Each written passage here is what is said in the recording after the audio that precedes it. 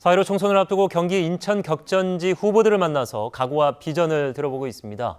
오늘은 고가주택의 밀집 지역으로 제2의 강남이라는 수식어가 붙어있죠. 성남 분당을 양호영 정의당 후보 모셨습니다.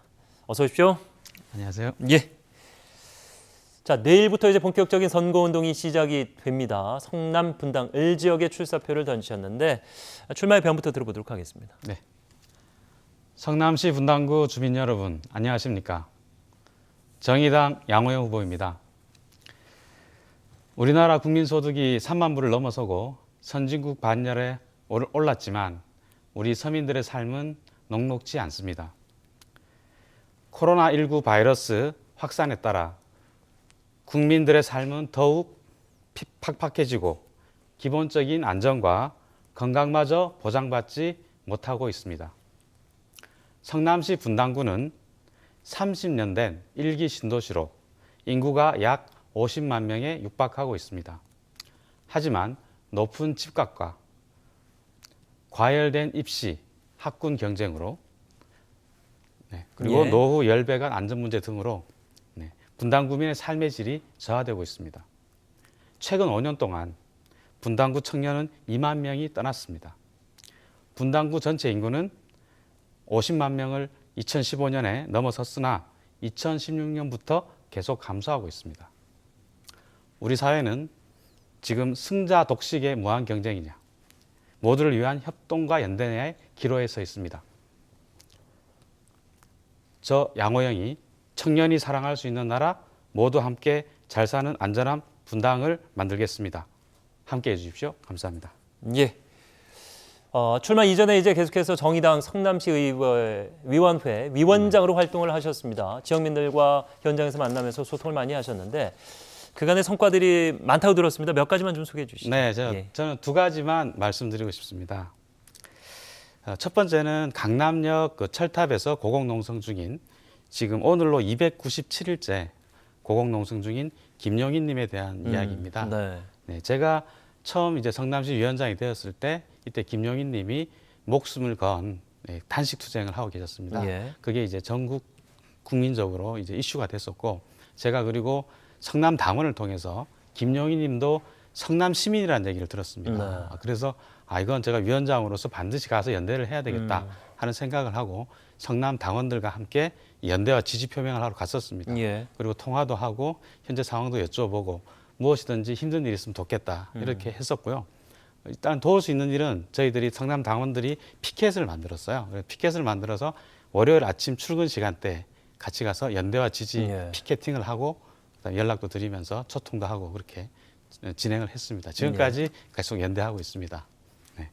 그리고 또 두 번째는요. 제가 이제 위원장 선거에 출마하면서 제가 공약을 내세운 게 있는데 그 공약 중에 제가 정의당의 청년 정치인들을 제가 발굴하고 키우겠습니다라는 공약을 내세웠어요. 그래서 그 당시에 열심히 활동하던 청년 2명이 있었는데 한 명은 부위원장 그리고 한 명은 사무국장을 같이 하자 해서 같이 이끌어오고 같이 협동해서 성남시 지역위원회를 같이 이끌었습니다. 근데 이제 그 2명이 바로 이번 선거에서 비례 1번을 받은 류호정 비례 후보 그리고 또 성남시에 그 보궐선거가 있어요. 도의원 보궐선거 제7선거구 성남시에 도의원 후보 예윤혜 후보가 지금 출마를 했습니다. 그래서 저는 뿌듯합니다. 양 후보님께서 선전하신다면은 같은 사안을 두고 또 함께 일을 하실 수 있는 기회가 올 수도 있겠다 이런 생각도 해봅니다. 자, 이번에는 지역 견안에 대해서 어떤 비전을 갖고 계신지 본격적으로 짚어볼 텐데 성남 분당 을 후보자에게 공통 질문 3가지를 준비했습니다. 첫 번째 질문은 30년 역사를 갖고 있는 1기 신도시 분당. 사실 그간에 땅값도 많이 오르고 지명도도 많이 올랐습니다만은 시설은 노후한 지역이 여기저기 좀 많습니다. 그래서 문제가 되고 있는데 시민들이 안전한 성남 분당 을을 만들기 위해서 어떤 방안을 갖고 계신지 들어보도록 하겠습니다. 네, 성남의 이제 안전 공약에 대해서는 제가 다른 후보에 비해서 제가 더 많이 준비되어 있다고 저는 생각을 합니다. 그중에 특히 이 열배관 문제가 있는데요. 작년에 그 1기 신도시인 일산에서 노후 열배관이 백성역 앞에서 터지면서 한 분이 돌아가시고 20분 넘게 크게 화상을 입고 그리고 인근에 하천에 물고기가 떼죽음을 당하는 그런 좀 안타까운 일이 있었습니다. 네. 충격적이었죠. 예. 그런데 분당도 일산만큼 노후 열배관이 깔려 있습니다. 네. 지금 깔려 있는 열배관의 77%가 노후 열배관이라고 합니다.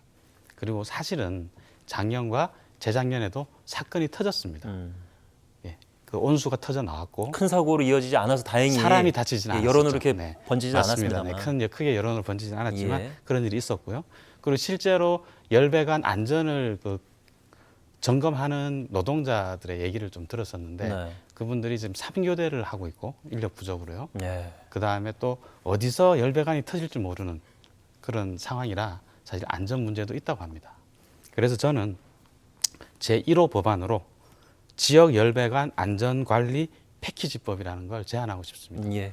네, 그래서 이 지역 난방 안전을 보다 공단으로 전환해서 보다 이제 더 큰 단위에서 전국에 이제 열배관을 관리할 수 있게 하고 예. 그리고 집단 에너지 사업법을 개정해서 지금에 있는 그 열배관에 대한 안전 부분이 지금 법제화가 안 돼 있어요.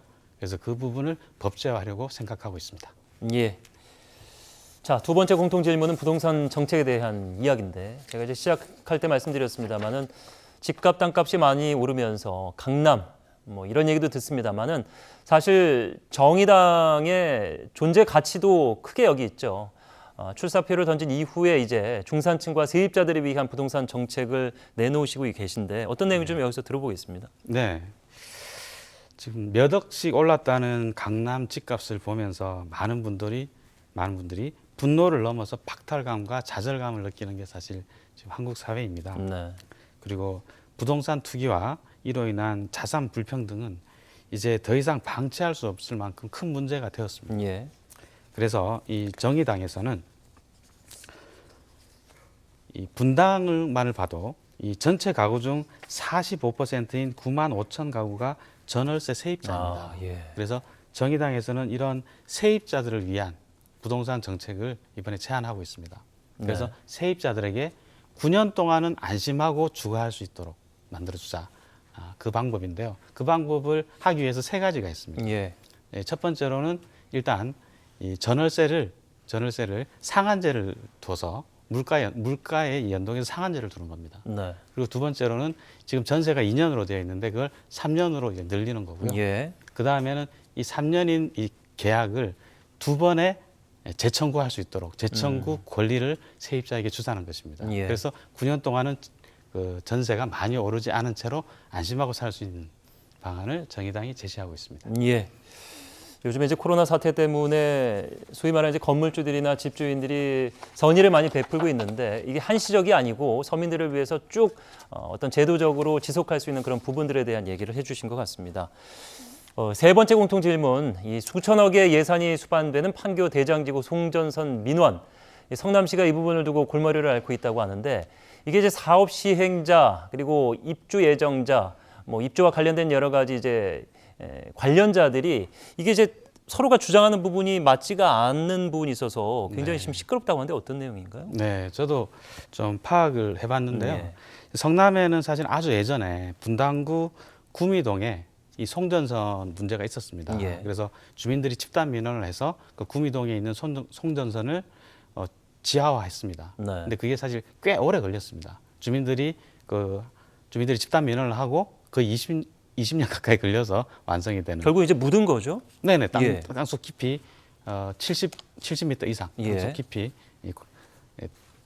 묻었습니다. 터널을 근데 파고. 뭐가 문제가 되고 있는 거예요, 현재? 그거는 이제 잘 되던 사례고요. 예. 그런 잘된 사례가 있기 때문에 이번 사례도 잘 해결할 수 있을 거라는 일단 희망이 있습니다. 예. 그리고 지금은 이 대장지구 송전선로 중에서 이 남쪽의 경우에는 지중화할 예정이 되어 있었고요. 네. 근데 북쪽인 경우에는 이 그대로 두는 상태로 공사를 진행하려는 계획이 있었습니다. 아, 근데 이 자체가 시민들의 안전과 그다음에 도시 미관과 여러 가지 문제가 있는 것이죠. 그래서 결국은 우리 구미동 사건에서 볼 수 있듯이 결국은 지하화해야 된다는 것이죠. 언젠가는. 근데 지금 공사를 시작할 때 미리 한다면 많은 자금을 아낄 수가 있는데 예. 결국 지금 서로 간에 이익이 상충하는 부분이 있는 겁니다. 그래서 제가 제안하는 바는 일단 제가 국회의원이 된다면 이 은수미 시장님께 일단 면담을 할 거고요. 예. 그다음에 적극적인 문제 해결을 위해서 나설 것입니다. 그러기 위해서는 사실은 성남시와 그리고 한전, 건설사, 시행사, 그다음에 입주민 협의회까지 모두 참여하는 판교 대장지구 송전선로 지중화 민관 거버넌스, 너무 이름이 기네요. 네. 네, 민관 거버넌스를 만들자는 겁니다. 그리고 사실은 이 입주민들이 사실은 그 북쪽에 있는 송전선을 지하화 안 함으로 해서 공사비가 낮아지니까 예. 그래서 낮은 분양가에 분양받은 그 부분도 있습니다. 아. 그래서 이 부분 일정 부분은 입주민들도 어느 정도 약간은 부담을 하셔야 된다 하는 예. 게 제 생각입니다. 서로가 어느 정도 이제 양보할 부분들이 있는데 그 부분도 역시 이제 제도적으로 만드시겠다 이런 얘기 해주셨습니다. 자, 이 과학을 전공한 교육 개혁가 양 후보자께서는 이것을 강조하고 계신데 네.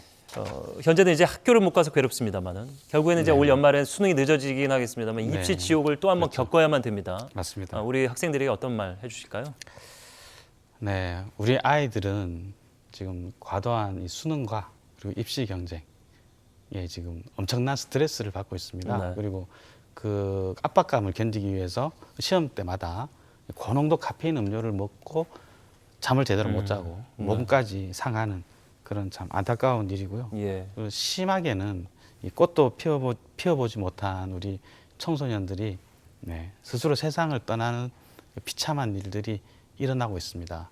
그래서 제가 2년 전에 학부모들과 상담을 해봤더니 제가 알고 있던 것보다 더 심각한 게 이제 분당에서는 더 심각한 일이 많이 있었다고 제가 제보를 받았습니다. 예. 그래서 사실 그때 많이 안타까웠었는데요. 저는 이러한 문제를 계속 고민해 왔었고요. 무엇보다도 이 입시 문제가 이렇게 아이들을 피말리는 경쟁 속으로 몰아넣지는 않아야 된다고 생각합니다. 예. 기본적으로 우리가 수능이라고 부르는 것은 대학 가서 수학 능력 평가이기 때문에 대학 가서 제대로 공부할 수 있는 기본 능력만 있으면 대학을 갈 수 있어야 되는 거죠. 예. 그 취지가 그런데 지금은 너무나 피말리는 경쟁 속으로 아이들을 몰아넣고 있어서 일단 이걸 고치자는 겁니다. 그래서 제가 제안하는 것은 바로 수능 커트라인제입니다. 즉 수능에서 일정 커트라인을 넘으면 국공립대학은 입학할 수 있는 걸 보장하자는 제도입니다. 그리고 예. 국공립대 통합을 통해서 다양한 지역에 있는 아이들이 동등한 교육을 받을 수 있도록 만들자는 것이 제 1호 공약입니다. 예. 자, 우리 아이들이 공부의 지옥에서 과연 벗어나는 그런 시대가 올지 굉장히 우리 국민들이 고민하는 그런 부분이었습니다. 자, 이제 저희가 예정대로라면은 다음 주 월요일에 이 관련 지역의 현역 의원인 분을 이제 모시게 돼 있는데 정의당 후보로서 그리고 양 후보자의 첫 번째 지역 도전으로서 21대 총선은 사실 그 쉽지만은 않은 싸움입니다. 어떤 승리 전략 갖고 계십니까? 네, 승리 전략. 네, 상당히 이제 어려운 질문인데요. 예. 네, 일단 저는 정의당의 이제 기본 전략을 가지고 있고요. 그리고 제 나름의 개인 전략을 가지고 있습니다. 우선 이 정의당은 원칙을 지킵니다. 그리고 당신을 지킵니다 하는 메인 슬로건을 지금 걸고 있습니다. 예. 국민들이 정의당을 가장 정의당답다고 여길 때 우리는 지지를 얻었고, 그리고 이 국민들을 투표장으로 나설 수 있게 예. 그리고 정의당을 찍을 수 있게 만들었다고 우리는 보고 있습니다. 그리고 지금 코로나19의 위기가 예전 IMF 시기의 경제 위기를 능가하는 코로나 양극화를 불러올 위험이 크다고 정의당은 보고 있습니다. 네. 그래서 이 현실에서 이 가장 정의당다운 행보는 뭘까? 그것은 민생을 지키는 최전선 현장에서 이 사회적 약자의 편에서 서는 것이다. 이렇게 보고 있고, 정의당은 민생을, 코로나에 지금 파괴되어가는 민생을 지키는데 총력을 기울일 예정입니다. 예. 개인 전략도 짧게 덧붙여서 좀 들어볼까요? 개인 전략이라면 지금 국회를 보시면 예. 법을 공부하신 분들, 그다음에 정치를 공부하신 분들, 그리고 경제를 공부하신 분들 많이 있습니다. 네. 하지만 지금 많이 국민들도 알고 계시겠지만 4차 산업혁명 시대이고 과학이 아주 중요한 시대이고 또 분당은 또 IT로 판교 테크노밸리가 있지 그렇죠. 않습니까? 예. 네, 그런 지금 이 지역 특성을 봤을 때 과학을 공부한 사람, 과학을 전공한 합리적인 국회의원, 그리고 분당의 여러 가지 문제를 합리적으로 풀 수 있는 예. 후보가 반드시 국회의원이 돼야 된다고 생각합니다. 예.